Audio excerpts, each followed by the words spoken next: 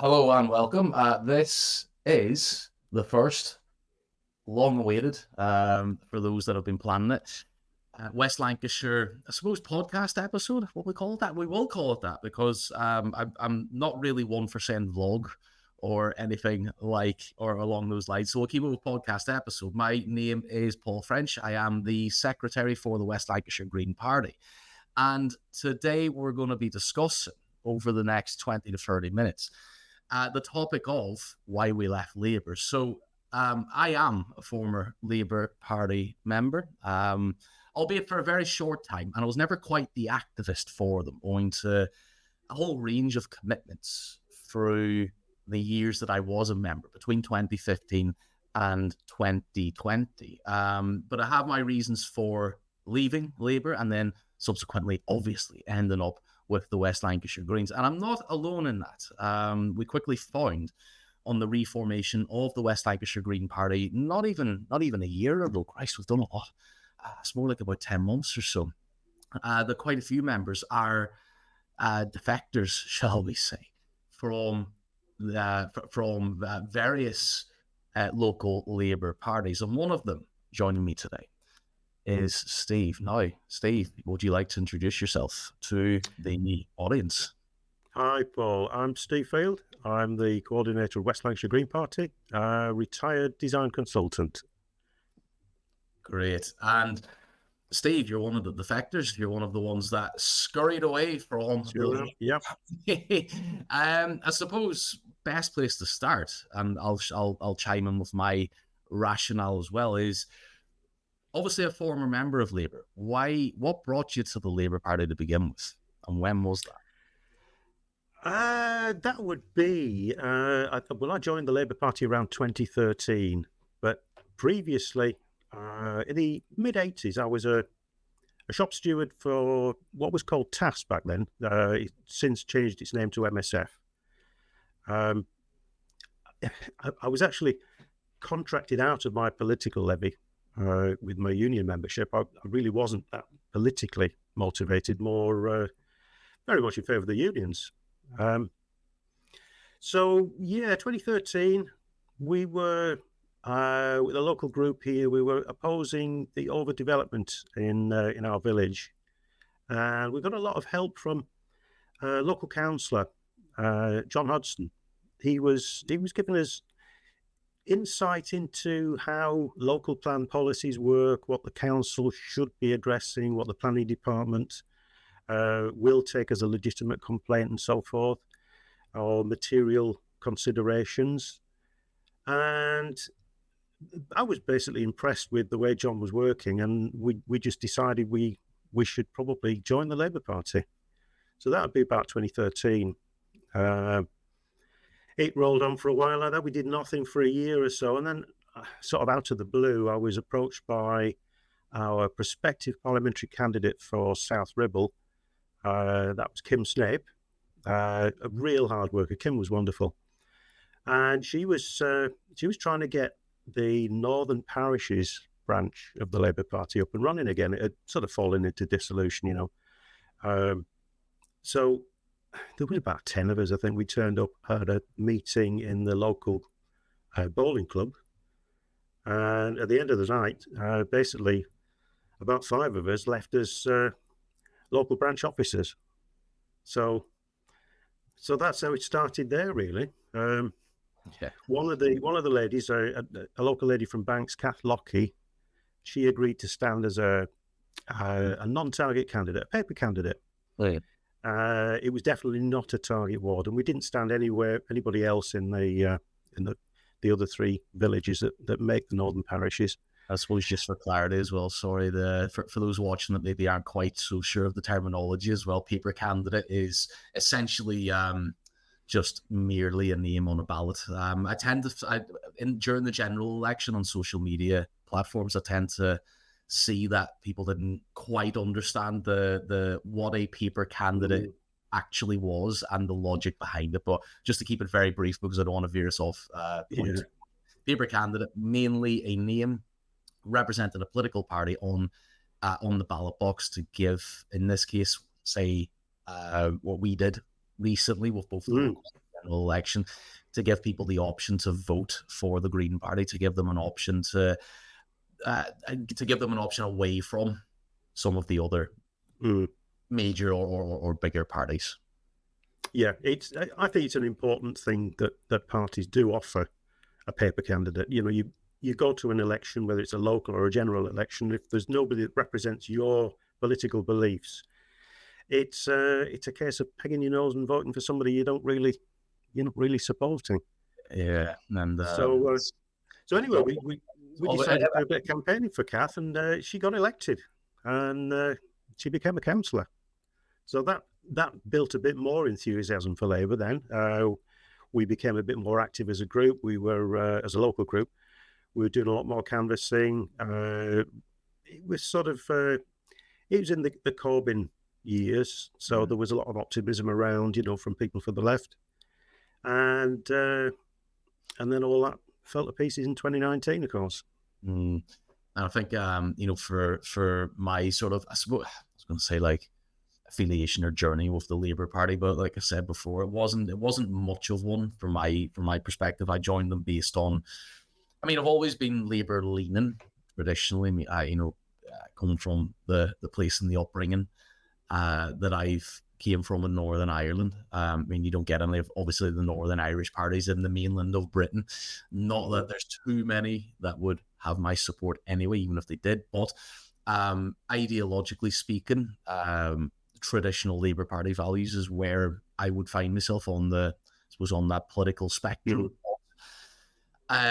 It was after the 2015 Conservative majority, and then the blatant appeasement of the UKIP really by the Conservatives for mainly the Brexit referendum was what brought me to Labour. Is that, I suppose, a bit of a protest membership vote or a protest membership or joining them out of protest. And then that's, in my mind, then was solidified by the outcome of the Brexit vote thereafter. So again, just mainly for me, and I'm sure plenty of others would be the same, it was a massive workload that always prevented me from joining as with the intention of being an outward activist, and that as well. And I'd never done it before, so it was like it was a very alien experience, and not one that they never really called me either, I suppose, to even ask if I was willing and able to get out and do stuff. Had they have, I probably would have been a different story. But either way, I suppose my reasons for joining initially was the fact that I was already aligned with them. Traditional Labour, that is, when we all sort of believed that they were much more of a centre to left leaning party, and certainly for Corbyn, that was that turn on, or that sort of dial on the spectrum was certainly pushed more to the left than we'd seen for easily two decades, maybe at least. Certainly more than it was under the Tony Blair and Gordon Brown years, and certainly since as well with Keir Starmer. But that's what sort of locked in, right? Labour Party's where at least my name should officially be with, even if I'm not going to be that active with them. And like yourself, then 2019, 2020 hit. I suppose it was more for me 2020 when the realization of by this point Corbyn was out, Starmer was in, and it took maybe a few months for me to give him the benefit of the doubt. But after a while, it didn't take very long before the rollbacks on the pledges was big one. Oh, they were terrible. Yeah. I mean, a lot of we had a little Telegram group for the local members of our Labour group, and one by one, people were resigning from Labour because of the things that Keir Starmer had done. And I kept trying to say to people, just hang on in there, and then if you stay a member, you'll be able to vote for a better leader. If you leave, all that will do is surrender the Labour Party to the centre-right. But one by one, they left. It got to the stage for us, basically, myself and my wife. It would be about May time last year. So the key pledges of abolition of tuition fees was abandoned, followed by an increase in income tax on the top 5% of earners. That went, by the way. And then renationalised rail, mail, water and energy. That went. So it was just too many. So we resigned. And I think within a week we joined the Green Party. No regrets. Absolutely no regrets. I remember when exactly I joined the Green Party, but I had already left Labour, because I don't think technically you can, at least not officially, I belong obviously to two political parties. You can't. Yeah. Logic would dictate that I'd already left Labour. I think I had it in my mind because we were, my wife and I were on the cusp of moving. We were in the process of buying our first home, so I knew I wanted a different political home, and I knew that, or at least I was hoping that I was going to be much more active whenever that happened as well, like at some point. And that's quite an interesting approach there, Paul. So each time you move house, you just move to a different political party. That's the trend. That apparently is the trend. Yeah, that actually probably would ring true. I remember the only time I voted in Northern Ireland, because the only time I lived there, and it was as a vote, and I think it was SDLP that I voted for. Just happened to live there or at least I was registered to still register. I think actually that was what happened. It was because it would have been the 2010 election, and I would have been living in England at university, but it was I was still registered at my home address. So I think it just absolutely coincidentally happened to be home, and I voted SDLP, and then subsequently voted Labour in 2015, and then move home, move political party. But it's just like yourself, it was the rollback of those pledges. It was it seemed to me like, and I know I'm not alone in this, that Starmer said all of the more Corbynistic ideological things. Always say, he kept to that side of what Labour was at that time to get himself elected, and then as soon as he was in that position, started to chip away and roll back. And a lot of the, I think we can still say Blairites within the party very much in favour of that, and I think that there was probably and still is more of there's more of the Labour membership, certainly in positions where they can influence, that are of that persuasion. And it just seemed like, well, you said this to get elected. I didn't vote for him in that. I voted for Corbyn twice. I didn't vote for anybody. Actually, I was still a member. Didn't vote for anybody in the campaign that Starmer ran in, because I just didn't buy into any of them. And I think my sort of gut instinct was proven right thereafter. And like a lot of the policies that he's rolled back on since, I was kind of hoping, even though I was out the door and leaving, I was kind of hoping that he was doing that to kind of appease the kind of Blairites in the party, to get them over the line on a general election, which is what he's done. And I remembered this actually a few days after the general election. I was like, you know what? I was kind of hoping that he was just, kind of appeasing, swung from the left to the right side, to get elected and then swing back again. And then we go back again, and nothing they've done since. They've not even, you don't like they're going to go that direction again. So again, it's just more affirmation for me. Why I left, and why that was, a right decision for myself at that time. And I think although we left on the abolition of those first three that I mentioned, when he decided to abandon the promise to spend 24 billion on green initiatives and cut it right down to just 4.7 billion a year, I mean, I wanted to resign again.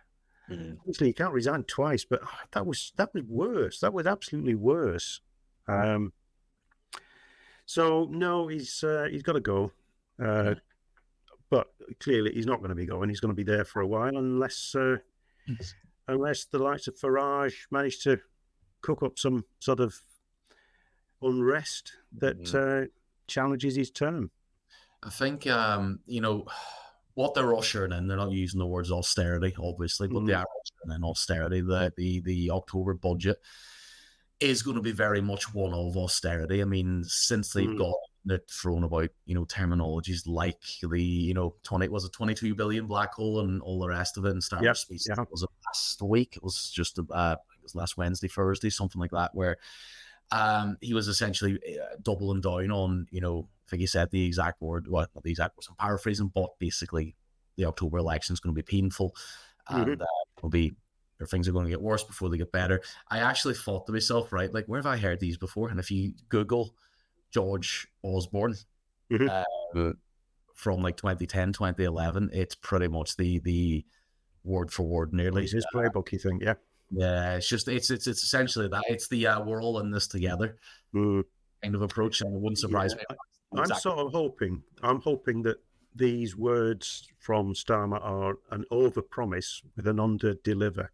So over-promise misery, and then when we see what it is, it's, oh, well, that's not too bad. I mean, it's saying the words, it's those with the broader shoulders. Yeah. Are going to... Now, I listened to something, I think it was the briefing room on Radio 4 yesterday. We had one person from the Institute of Fiscal Studies on, and then two representatives from right-wing papers, The Telegraph and The Times.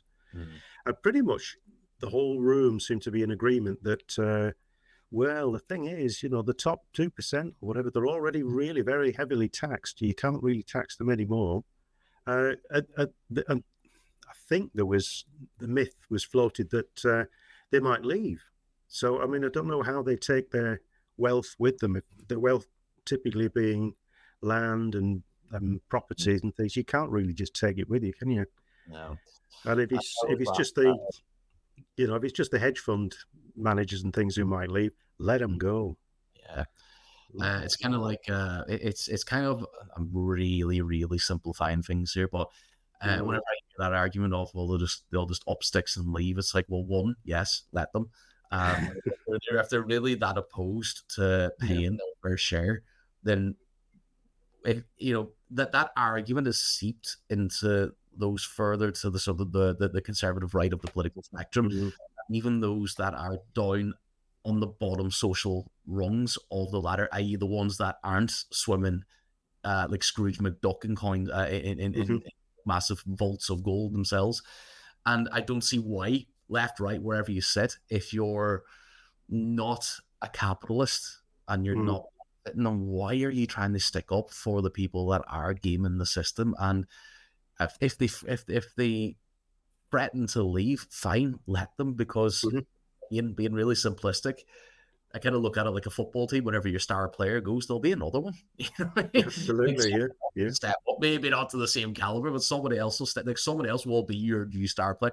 It's kind of the same thing. Like it's largely because they cannot they can't take the land assets with them, and that's still, for as good as I know economics, is where a great bulk of their wealth comes from, and you can't take a plot of land of the UK from the UK.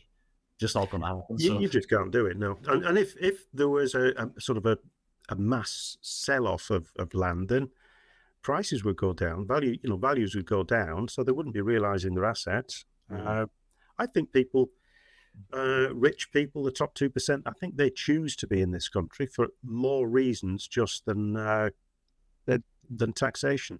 Yeah, it's a carefully framed argument to make it seem like, of course, that they're paying enough and they're hard done by that. But there's actual, there's interviews, there's surveys, there's research done on people who are in the top earning percent, those top brackets in the United Kingdom, and indeed in other countries as well. That, to bring a little bit of balance here, that they say they'd be happier paying more tax. It's just that they're not asked to pay more tax. It's the structures, the systemic rules that are in place that just don't demand more of them anyway. And a traditional Labour Party, a left leading, and we don't need to talk about really 9 o'clock on the spectrum. We could even a 7 o'clock centre left leaning proper Labour would be trying to get a little bit more out of them, but this misconception that Blair and Brown's Labour and now Starmer's Labour are left-leaning, it's misplaced, because they're simply not. You look at the policies that you look at the policies that they're talking about bringing in, and the budget that they're going to bring in. That's not left-leaning at all. So left-leaning. No, I mean the Overton window has moved to the right, basically. The political. The span of the political acceptable range of politics that we have for this country has just moved gradually to the right. So people who are, to everybody, well, to people from the left, now centre right, they probably still see themselves as representing the left. I don't really know where I'm going with this. No, I mean, I think one of the key points that I would try to get across to people now that I'm a member of the Green Party and obviously the West Lancs Green Party at the local level, is that first, Labour in its current form, in its current iteration, are not left leaning. We actually are, and I know that right wing media outlets and indeed plenty of leaders have done quite a bit over the years to tarnish and misrepresent what that actually means to be on the left of the political spectrum. What the reality is that we're probably the most true version of what it is to be a left-leaning party in the United Kingdom. Well, I've had it explained to me by members of other associated Green parties like Chorley Greens and Sefton Greens. A couple of people got to know from there, not to think about it so much as from left and right, but progressiveness. Yeah. I think sometimes, certainly if you're talking to people on the doors, if you use the description of left-wing politics and things, it can scare the horses a little bit, That's one of the points I was sort of get that, like with the dirty connotations that have been built of left-leaning policies, lefty, woke, snowflakey policies, have distorted people's perception, though, of how universally progressive and beneficial those policies actually are. Because when we talk about, redistribution of wealth and whatever else, there's no party that's genuinely promising more than the Greens, and it gets lost, I think, in the initial perception of what people think of whenever they hear Green Party. They think of is trees and recycling, and of course we're about that. But, I mean, some of the Greens policies, one of the key ones for me, the thing that really enables everything else that the Greens want to do is the taxation of wealth. Now, which we've started talking about, but people often say, well, how are you going to do it? And people are going to leave and so forth. We've covered that a little bit. But if we just look at how wealth is taxed, it's taxed in taxation on capital gains, which is at a much lower rate than income tax. So that's one of the Green Party policies, is to level up capital gains tax with income tax. I might not have the exact terms correct, but it's that making those two forms of taxation more equitable. It's something I discovered just recently, and this shows a real bias towards people with money. Normally, when you pay for a service with a service supplier, you would typically have VAT, but not if you are paying for financial services. Your independent financial advisor, there's no VAT on that. And what's the explanation? Why? Why is there a carve-out just for that? There are only rich people tend to use independent financial advisors. So there's obvious bias there. And certainly taxation of wealth, that looks to be the answer for tackling all of the other issues, whether it's the NHS, whether it's paying teachers, the police, youth services, everything really. It's all made more available if we can get some money from the wealthy. And I mean, that doesn't seem like where Labour's going to be taking us in this budget either, unfortunately. But all you have to do is just look at, I mean, we hear statistics all the time, and to be fair, as a lecturer, I know that sometimes statistics are a little bit futile when they're thrown out to people, because sometimes the numbers can just become a little bit meaningless, really. But I mean, if anybody wants to have a look at the gradual, I would say gradual, actually, I suppose I should say the gradual to rampant increase in wealth divides in the United Kingdom over the last, not even, it's easy to say 14 years, but I mean, over the last 20 to 30 to 40, since we've really sort of ran into neoliberalism as a nation. I mean, wealth divides have been going up, and we've just been so detached and separated from the riches of those at the top. And when we say as a Green Party that they do have more to give and they should have more to give, we're not joking. Like, I mean, they'll come back with the media outlets that they have sway Mhm. over, politicians that they, that they fund for lobbies and all the rest of it. That that isn't the case, and that they're going to leave, and all that rhetoric that we've already discussed. Mhm. Simply, what we're trying to do is say, no, you can pay more, and Yep. that like all of that payment would probably not even really be felt that much by them, Mhm. such extent of their wealth, but it would be seen greatly at a local level, like in a whole range of fundamental social services.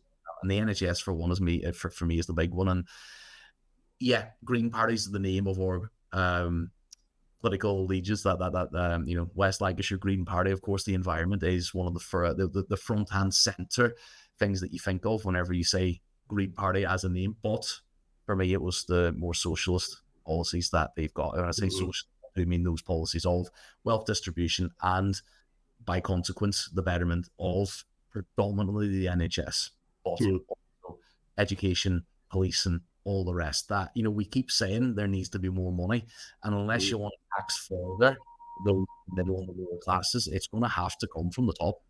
It is, yeah, it really is. Yeah, I've got a real dilemma with what's both of the top parties seem to agree is the solution, and that is growth. I've got a real problem with it because we're on a finite planet with finite resources. I can't see how we can just keep having growth. It just, at some time or other, we go off the scale on the graph. There's got to be a solution to it that doesn't involve constant growth, constant building, constant using of resources and things like that. Because that's what when they talk about growth in a lot of senses, that's exactly what I mean is growth. Yeah. It's equals consumerism, which for that to be a reality, it means that more needs to be taken. But we're watching the final couple of minutes anyway of our maiden session. I suppose maybe the last question to you is juggling with a couple of questions here, but I'm going to go with the maybe one that's a little bit of a curveball.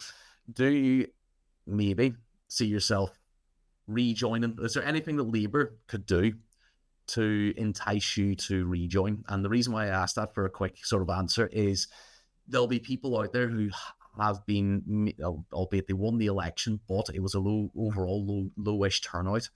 There'll be plenty of people turned off by Labour Party policies who either voted elsewhere or didn't vote at all.